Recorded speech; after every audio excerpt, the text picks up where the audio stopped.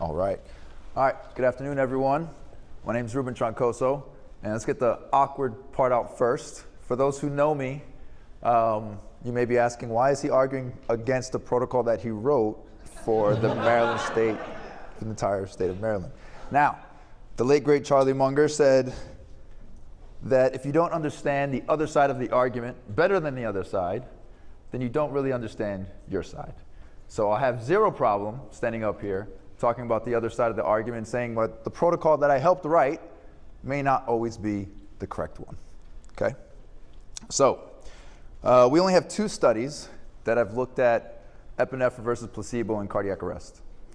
The only recent study that we have, if you just read the headlines, it'll say that epinephrine causes neurologic injury, which is why some people no longer give epinephrine in this scenario.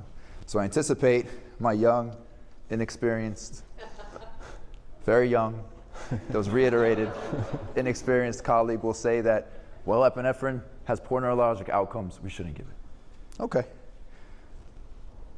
When you look at the studies, okay, what is irrefutable is that epinephrine saves lives. Irrefutable. ROSC, it's better if you give epinephrine. Survival at 30 days, better if you give epinephrine. Survival at 60 days, 90 days, 180 days, better if you give epinephrine. In these secondary outcomes, it looked like there was a association with worse neurologic outcomes in those who survived. Okay. Now, to assume that that means causation is the same mistake we've been making in medicine for decades. Okay, association does not equal causation. If you asked my young, inexperienced colleague why epinephrine causes neurologic injury, he would not know. And it's not just because he's inexperienced. It's because no one knows. No one knows. It's just an association, and we are thinking that epinephrine causes neurologic injury. But no one knows. It's just a hypothesis, okay? That's the first thing. Second thing, and I think the most important one, ask yourself this question. What would you pay to have another 10 years with your kids? What would you pay to see your grandkids? What would you pay for your parents to potentially meet their grandkids? Would you pay a modified Rankin scale of 4? Would you pay a modified Rankin scale of 5? Because that's what we're talking about. We're talking about neurologic scales and survival. So you're telling us that we're going to look down at this patient and say, well, you're not going to survive good enough, so stay dead. We're going to look at their family and say your loved one is not going to survive good enough, so stay dead. Those kidneys in there, that liver in there, that may help another family? Nope, not good enough. Stay dead. It's a hard question. I don't know what the answer is. I would love to hear why you think you do. All right. So I'm glad that I get to prove my youth and experience, that I've got a little bit of energy, I've got a little bit of wisdom here as well. So let's just start off by acknowledging that out of hospital cardiac arrest survival in the United States is 10%. That's pretty bad. When you compare us to other countries, we're not the best. You know, there's some other countries in Europe that are 15, 20%. So it's obvious that there's something that we can improve on. There's something that we can do better at. So when we think about what we can do better, how do we frame that? How do we measure that? Okay? The analogy that I like to think about is a football game. So halfway through a football game, one team's up. Doesn't really matter who's up at halftime. It matters who wins the game.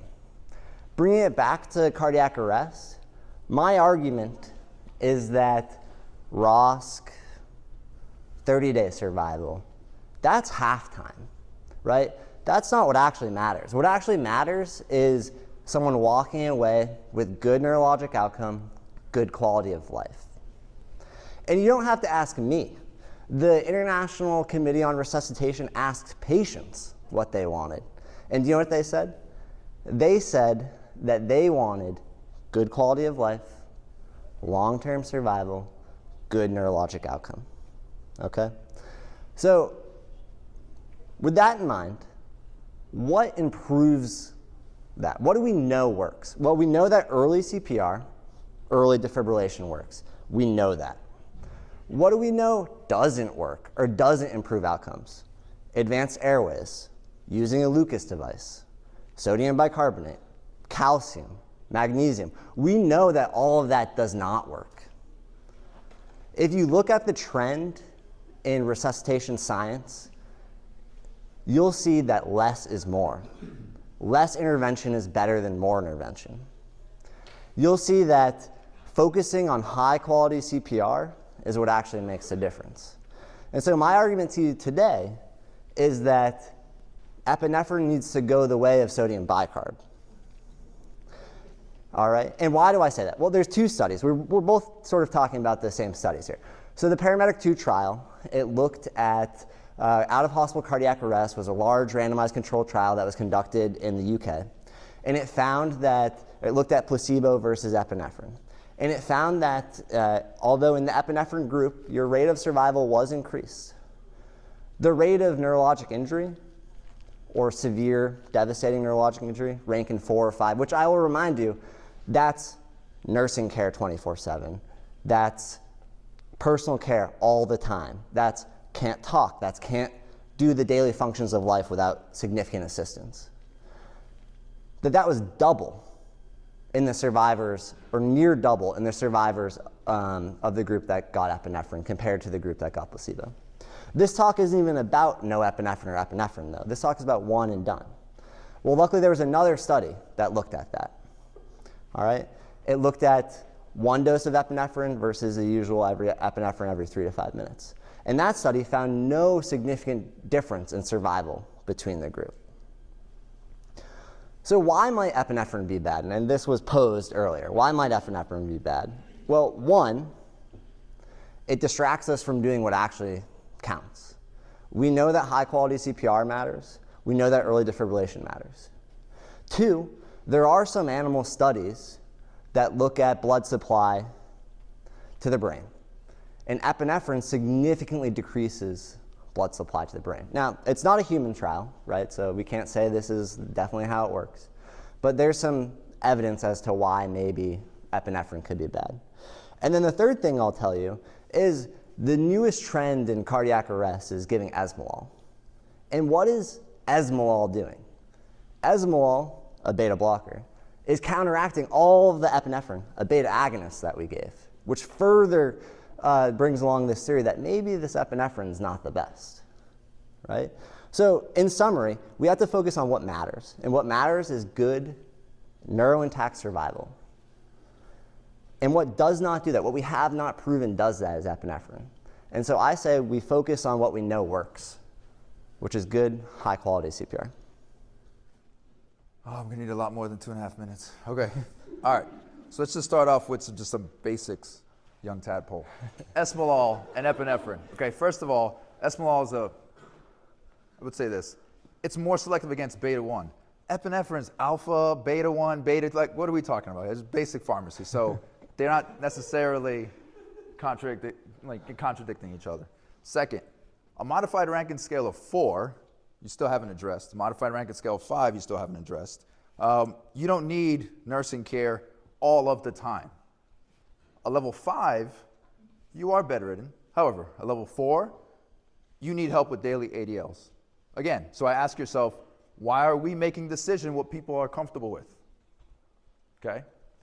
The other thing, let's just talk about neurologic outcomes in general. When these studies are done, again, we've only had one RCT that actually looked at neurologic outcomes in depth. We're not taking account neuroprotective resuscitation at all. There's zero adjustment for what happens after you get ROSC. And we know for a fact that post-ROSC care is extremely important in neurologic outcomes. There's studies out there that are working on neuroprotective CPR. There's a bunch of things out there that's trying to save the brain, but we're never going to get there if we don't save the body first. So we're throwing the baby out with the bathwater, okay? All very young, early, inexperienced moves, okay? I get it. It's okay. It's okay. Let's talk about a little bit. You mentioned other studies looking at single dose versus multiple dose. There aren't really any real studies out there. There's some observational studies out there that are looking at this. And even those studies, when you get into the details, are not that crystal clear. If you make this, there's two issues here. There are two things that change the data a little bit. One is age. The second is underlying etiology of the arrest. All cardiac arrest is not created equally. Dying from a heart attack versus dying from hypoxia versus dying from an overdose versus dying from something else, those are different things. And the data suggests that different things needs different treatment. When you look at the observational study that I think that you're talking about, if you look at non-cardiac causes of cardiac arrest, epinephrine actually helps this patient. If you're under the age of 65, which is what these studies looked at for elderly, epinephrine for non-cardiac arrest situations, is that it? Damn it. Actually helped. All right, so age and underlying cardiac etiology, you need to account for all those things. And again, don't leave the patient dead. Thank you. Your rebuttal. So I think we need to keep it simple.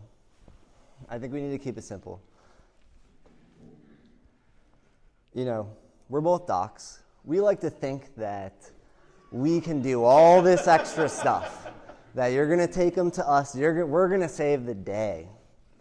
But that's not the truth. The truth is what matters in cardiac arrest is early CPR, is high quality CPR, is early defibrillation. And that's not us. We're not there to do that, all right? What matters is that we set up systems so that we can achieve that. It has nothing to do with these medications that make like fractions of a percentage of a difference, and we're arguing about them today. I think that the issue is that when we focus on these things that really don't make a difference, we distract from what actually matters, which is high quality CPR.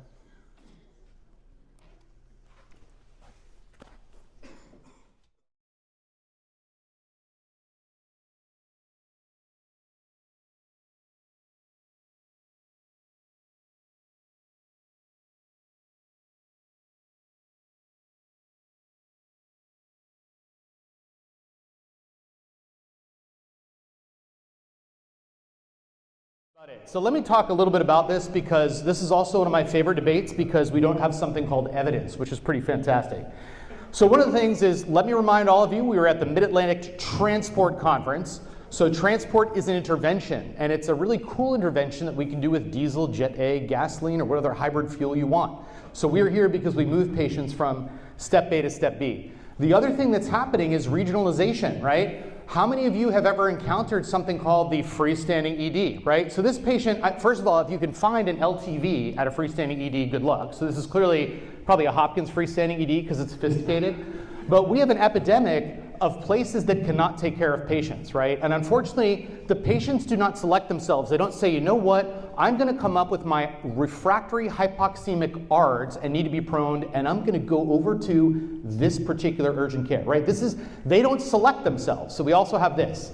The other thing we have is the epidemic, which is called I'm not comfortable. Have you ever heard this? So literally, when we don't have beds, I'll be like, listen, we can't come get you for a variety of reasons. And the first thing you hear is, well, I'm only an emergency physician, an undifferentiated resuscitationist, but I'm not comfortable, right? So the problem is we have a huge deficit in between the need and actually the availability. So, and we all know, first of all, that patients are never as billed, right? So what patients, you've never seen this with dispatch, let alone 911, right? So the stuff that you see is oftentimes not the stuff that you will encounter, which is another thing. So that's just for background information. The other thing is there are hazards to declining transport. So to be very clear, there are patients that won't benefit, but the debate here is about, is there somebody that is too unstable? Number one, I think there's also an epidemic of transport illiteracy, meaning they do not know what you do. And by the way, this happens a lot where people say, there's no way X transport service would ever do this because they're too unstable. But I would respectfully submit that we, the transport experts, need to do that. We need to get there to make the determination, not somebody who thinks they're going to be too unstable because they have no idea what, I don't know, a Hamilton ventilator is, or no idea that we carry X amount of equipment, or we can bring epoprostenol to the bedside. So that's where I think my team, I feel very strongly that they need to make that particular decision. So patients also change, and we know that as well. The other thing I'd like to say is that, remember, with our environment, there are certain conditions that uniformly do not benefit. So if we take the stance that, you know what, patients are too unstable for transport, what happens to the patients that will die without the need for an intervention, meaning aortic dissection? So I don't care where you're at, if you go to a freestanding facility and your aorta is falling apart, there is not the option to call in the cardiothoracic, well, this is a university-centric debate, the cardiothoracic vascular, the left surgical subclavian fellow. They're not coming to the freestanding ED, right? They need to get out of there. And I can't tell you how many times patients suffer decline due to comorbidity because we're trying to find acceptance. And so the problem that we have is we need to actually move this forward. And the other thing I would plead for you, in the absence of evidence, since we're going to talk about a debate, and I'm not going to try to fight as dirty as Ruben, but let's talk a little bit about anecdote. I have a lot of situations in which I or my transport team is not involved until way downstream. So I heard of a call recently, and this is you could extrapolate this to the issue of the debate, where we had somebody we could not ventilate, could not oxygenate. We needed to get a transport ventilator from point A to point B. We had to have the Maryland Shock Trauma Go team on board the state police and rappel down because we couldn't oxygenate the patient. You know what we needed to do is bring the transport team to the bedside to fix the improper ventilation. So my point is, we have regionalization issues, we have localization issues, and this issue of too unstable for transport, in my mind, is really predicated upon people that don't know what it is that we do. And I would advocate for a strategy that eliminates the threshold and puts that burden on the expert transporters to actually make that decision after risks and benefits. The challenge here is actually education of the referring providers. So there is actually such a thing as the patient is too sick. The referring providers don't actually know what those criteria are. So, for instance, in the case that we have here, the patient somehow, you know, we I don't know that this is, yeah. Here you go. Yeah, seriously, this is a... Here, I'll leave 30 seconds. I know, this is amazing. This is great. Anyway, the challenge exists in terms of educating what our actual capabilities are as critical care transport providers to these referring facilities, in terms of, you know, this patient needs to be properly oxygenated, this person needs to be managed in X or Y particular manner. So your argument seems to be more focused on education, more so in as to, like, this is a, what am I trying to get at here? This is the way in which, you know, these patients are suitable for transport, these patients aren't suitable for transport. We can dive into this a little bit further. This is, you know, really a questionable situation here. I can talk a lot better without this. Here you go. There you go. All right, perfect. But can I just go into my, my presentation at this point?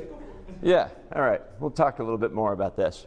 So we talked a little bit about, you know, how, you know, just because we can do something, you know, whether it is something, whether we should do it. And, you know, that was a very nice introduction. As you heard, I have a little bit of an atypical background. But, you know, my most formative experience is really, you know, being a father of 2 kids. And whenever my daughter calls me, you know, to talk about an issue, I want to fix it. You know, my first instinct is I want to move heaven and earth to fix it. You know, no matter what that issue may be. And you know, I think that that's really a trend, you know, throughout our field. Certainly, that's the basis upon which the you know, Dr. Launer's favorite show, Emergency, was based upon. You know, people would call, you know, and you know, LA County Fire Department or city, whichever it was, would come and solve the issue. But anyone else here in the group share that issue or share that trait? Raise your hand. Anyone else? Like, loved one calls, you want to try and fix it, right? With that being said, outside hospital calls, they have a patient they can't manage. They want you to come save the day for them. Unfortunately, modern medicine can't save everyone, and we see it all the time. And unfortunately, that's the brutal reality. If we look at these vital signs here, these are peri-arrest vital signs. This person has already died once, and they're going to die again. That's the reality here. Dr. Margolis was very careful when he gave us the information, because there's a lot more in there that I'm sure would tell you that the person's circling the proverbial drain. And you think about it, their odds of survival of being neurologically intact from the previous arrest are really very, very minuscule. And then you think about the other aspect of, the Hippocratic oath that all the physicians take when they graduate from medical school. Do no harm. Does that apply to the patients? Does that apply to the patient's family? Think about that. And whose responsibility is it to look out for the patients who haven't presented themselves yet, for that scarce resource that the critical care transport is? So all those questions are before us, and to think about the very minimum benefit that patient that's too sick to transport poses to us.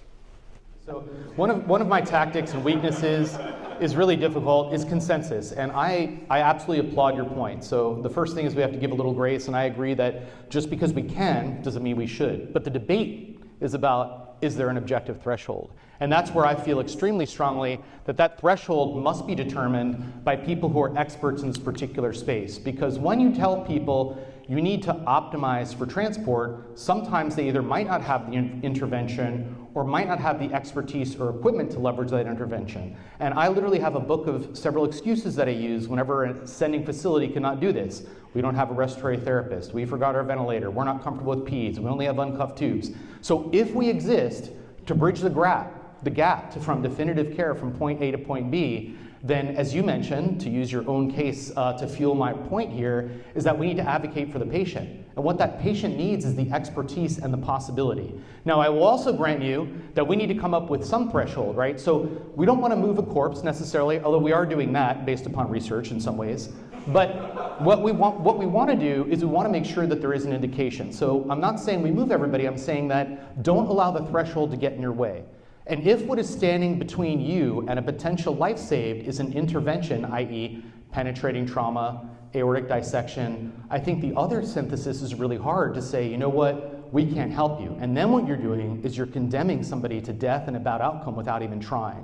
So my point with my critical care transport teams is get there first. Don't let the numbers be an objective guide to say we can't do this, and then have the conversation with the transport experts to see if we can make that gap. Because fundamentally, it's all about connection while being safe. So that's what I would say while acknowledging a couple of your points. And for this particular patient, we may know the outcome is bad. And there may be a situation in which we're not going to offer the patient any outcome, but if the experts say the patient's going to benefit from ECMO or a service that we cannot deliver, we have to come up with that threshold. And that threshold certainly informs the synthesis, but it cannot be predicated upon crappy numbers, because that's what we deal with on a regular basis. And I would respectfully submit that, emergency physicians sometimes are not that great. We all know what happens, right? Emergency physicians get to the bedside and they're like, yes, transport done, and they're like off the radar. So sometimes these patients are not optimized. Awesome. So, the four-letter ECMO came up.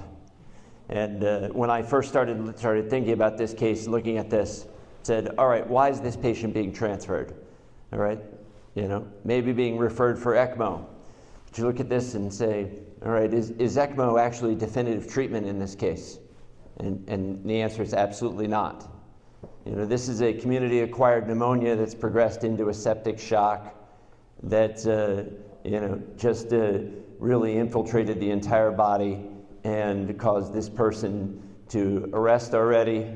And the ECMO is only a way of providing supportive care so that they can then somehow fight the sepsis which continues throughout there. So as I talked to a couple of other ED attendings, they said that they probably wouldn't even cannulate this person. So it also depends upon whether the person would even be a candidate for ECMO, and what the receiving facilities practice would be. So you have to think about that. Trying to think about a couple other points that you raised.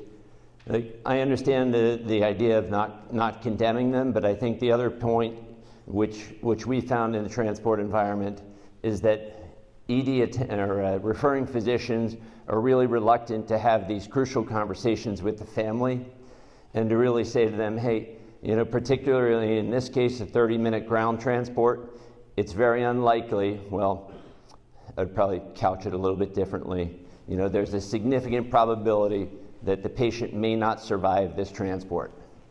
There's a question as to whether or not we can even transport this patient prone. And if we roll them over, will they code just simply by the redistribution of fluids that are in their lung? So, is the person viable for transport? Will they survive that transport? Are we simply relocating their place of death? So those are really some things to consider, and to have those really frank and honest conversations with the family.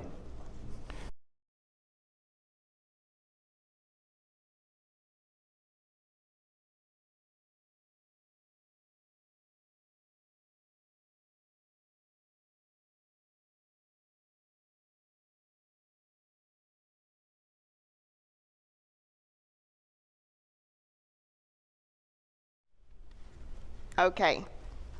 Can you all hear me without this? Yes. Okay, then I won't do this then. I will be using notes because people of a certain age like me, we forget stuff. So I use notes a lot. So I want to start off with the history of CPR. If I can have some visual effects, please. The first... I didn't know that was part of the game. Rules change all the time around. The first form of artificial respiration used was the bellows method. People would hand over the mouth, put the bellows in the nose, and squeeze. Okay? I often see this Tom and Jerry on the cartoon. They always use the bellow. Jerry would put some type of fire under Tom, squeeze the bellow, fire goes up, Tom is all over the place.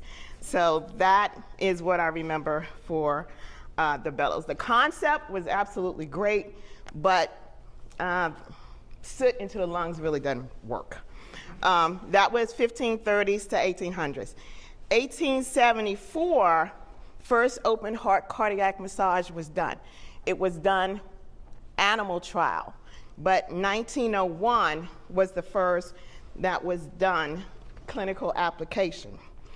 1904, successful closed cardiac chest compression, pretty much CPR.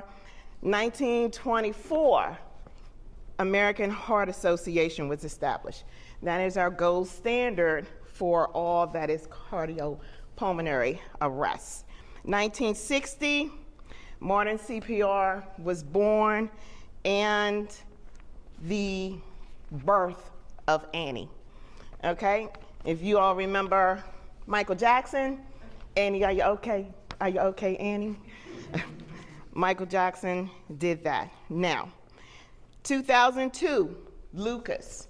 Lucas is a beast. Everyone knows that. Lund University Cardiopulmonary Assist device was developed in Sweden and introduced as a pre-hospital device. Okay? Of the first 100 consecutive out-of-hospital cases, 58 were systole, 42 were VFib. Of the 43 witnessed arrests, Lucas got to him within 15 minutes, 24 were in VFib, 15 achieved ROSC, a stable ROSC. 6 survived with good neurological outcome after 30 days. 5 of the 19 that had a systole had ROSC as well, and that is with the lupus. Why mechanical CPR? Consistent rate of between 100 and 120. Your depth is consistent, 5 to 6 centimeters. There is no fatigue. You are fatigued 2 to 2.5 minutes into. I teach my students your first compression is not as good as your 150th compression, okay? Let me see. It frees up staff. It's safer for crews in a moving vehicle. And we have all seen one hand up here, one doing CPR. Okay, that is very dangerous in a moving vehicle, especially when you have an inexperienced driver that is driving like a bat out of hell. Okay, especially around corners. Okay, that is not good.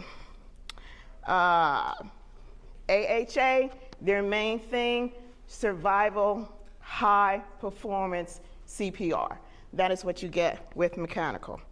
Also, it maintains a higher mean arterial pressure, a more stable compression fraction, improve blood flow to the heart, increases mean systolic, diastolic blood pressure. Higher coronary perfusion pressure. I explain this to my students. Imagine an 18-wheeler going across country wide open, 120 miles an hour. Once they stop, that's you stopping your CPR. Imagine how long it takes to get back up. Okay, that's how long it is taken for your blood to circulate and to reoxygenate. That's your time. God, is it? So before my time starts, I have a request. I did not know we were allowed to have visuals, so in that case, can I have an audio? Can I have a repeat of that music that was playing right before us? You want yours?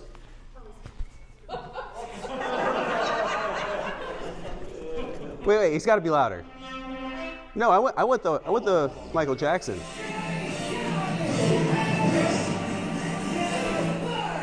All right, I don't know if this is the music I was going for, but wait a second.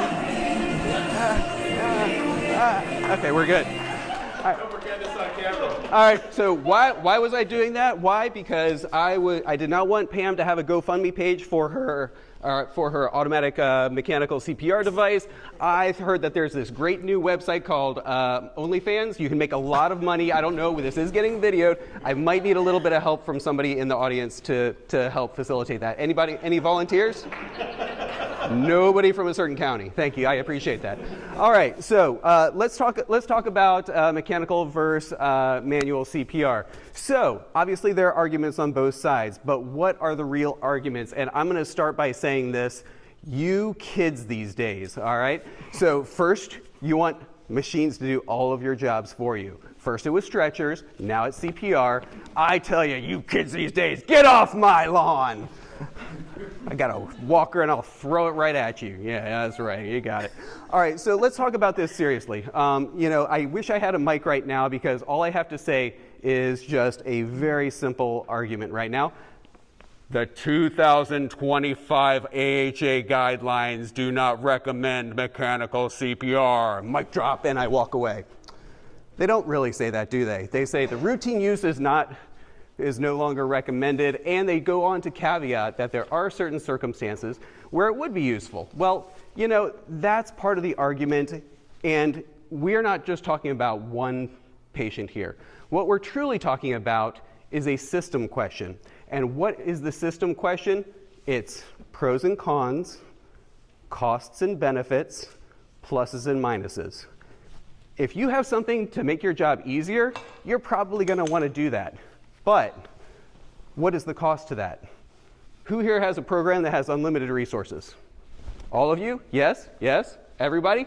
No, we don't. If we had unlimited resources, we could do unlimited things for our patients. So here's the real question. Pam, can I borrow your credit card? No. They've already said no too. All I want to do is I want to put $20,000 on your credit card for for a mechanical CPR device. But wait, that's not actually the real cost, is it? No, because it starts at about $20,000, but then you need the maintenance plan because do these things break? Yeah. How much is the maintenance plan? Oh, now we're up to $30,000. Oh, and wait, we need extra batteries as well. Oh wait, and we need chargers? So we're talking about a lot of money. Let's just round it up to $35,000. But wait a second, there's another question. Is this your only ambulance? I don't think that's your only ambulance. I like simple numbers. So let's pretend that your system has 15 units that are on the ground at one time. You just talked about $500,000. $500,000 have to go out for that rare patient. Are you going to be able to spend that kind of money? Probably not, because what would you rather spend that money on? I know I would rather spend that money on my people, on my clinicians, my nurses, my paramedics, my EMTs. I would rather spend that on different equipment. We're talking about a PEA arrest here. What are the causes of PEA? Are compressions going to fix that? There are reversible causes.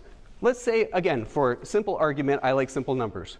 Let's say you could implement a single CPR device, or you could implement point-of-care ultrasound. Let's just say each point-of-care ultrasound is $1,000. You could put 30 of those on the street for one CPR unit. Would I rather do that for a patient who's in PEA who has multiple possible reversible causes? Yeah, I think so. Oh wait, we didn't even talk about the other thing. In terms of the mechanical CPR device, once you actually have the devices, you have to put money into training. And after you're trained on it, you have to get retrained. Why? Because this is not just a skill that you learn one time and you know forever. You need to have recurring practice on it. And why do you need to have recurring practice on it? Because we don't use it often. It can get put in the wrong place. What you want is you want a pit crew who can put this thing on immediately. What is going to be faster? Me going down here and starting compressions? Or is it going to be faster to put that entire device on? I don't care which device you're talking about. Secure it. Make sure it's exactly where it needs to be. Make sure it doesn't migrate. Why do we care about training and why do we care about repeat training? Well, there just might be one program in this country who went on the news. That's your time. Oh, okay. We all need training. We all do training on everything. So that's not an issue. We need the training. PEA, pulse listed H's and T's. Let's figure out what happened to them. In the meantime, we're doing mechanical CPR. We're keeping the coronary perfusion pressure up. We're doing the 120. We're doing 5 to 6 centimeters. One other reason that we want to do it, say,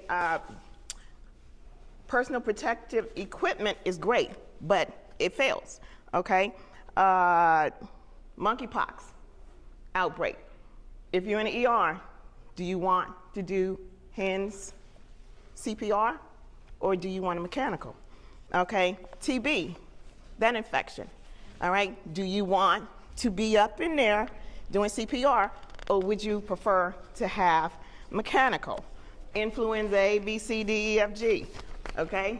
Do you want to be in there or not? There are droplets everywhere, okay?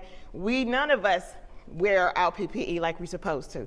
It's down behind the nose, it's under a chin, it's hanging on one ear. Okay, we don't do that. So we are susceptible to everything that's around us.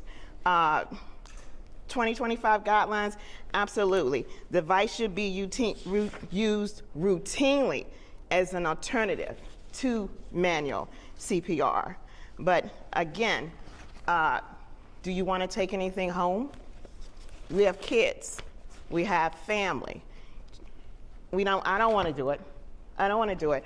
If it's a choice, me being up there doing CPR or having a machine do it, they're doing it appropriately, right depth, right rate, freeze up and down the steps.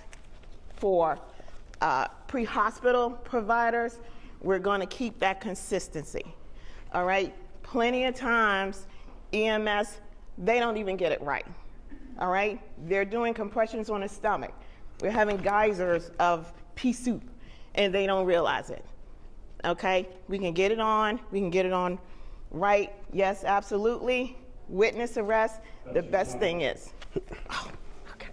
She made a lot of good points, but I want to continue a few other points, and some that she actually set up perfectly for me. So again, reversible causes. There are many reversible causes of PEA, the H's and the T's. How are you going to identify those? It's not going to be by doing compressions. It's going to be by having an ultrasound with a quality review program. It's going to be by getting point of care testing. These are the ways that we're actually going to save this patient. So, again, we're talking about the benefits and the harms of mechanical CPR. What are the harms of mechanical CPR? There is one specific program in the middle of this country that got a brand new mechanical CPR device. They went on the news and they promoted that CPR device. And what was that CPR device doing?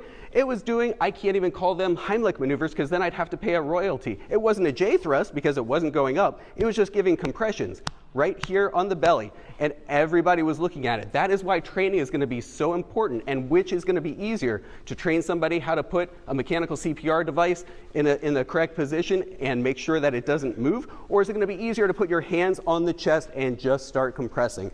I'm going to say that it is going to be easier to put the hands on the chest and start compression. Why do I also say this? Well, guess what? How many EMTs do we have in here? Do they cost $35,000? On a regular basis? Probably not. Can we give them a raise? Yes, because guess what? EMTs are not just ambulance drivers. They are a part of the healthcare team. They are a part of our team. They want to help, and we need to help them help. So then, again, I'm going to ask you, what's cheaper? An EMT who already is getting paid? Sure, they're not going to run out of batteries like a possible mechanical CPR. Yes, you might have to buy them a quad shot, a Celsius, or a Monster right after the call. Yes, totally understand that. Not a problem. But they are part of our healthcare team, and we want to help it. So I'm going to ask 3 last questions before I yield my time. Do you want to raise? Do you want to raise? Sure. Do you want to raise? Yes. Okay, so I would rather spend my money on my people than toys that don't work. You can do all of the things with all of the money, but are those things actually doing anything? If you want to raise, if you'd like to have more money, can I get a hoorah? Hoorah. Yeah, I yield my time, Mr. Speaker. Okay, well done.